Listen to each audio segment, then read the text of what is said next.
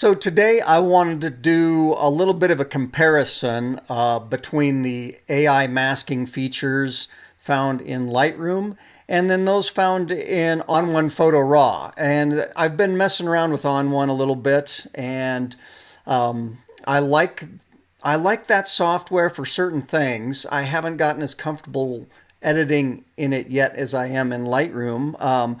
It's not the primary one I use in and out, but it's got some interesting features to it. And I thought it'd be fun to kind of go in with to this image of I took in Garden of the Gods with the deer in the foreground. I showed some masking that I did with this image in an earlier video from a couple weeks ago when I'd gone out on the photo shoot and then edited those images afterwards. So if you haven't seen that video, feel free to check that one out. But so in this one, I'm just going to do a little bit more of an A/B comparison between Lightroom and On1.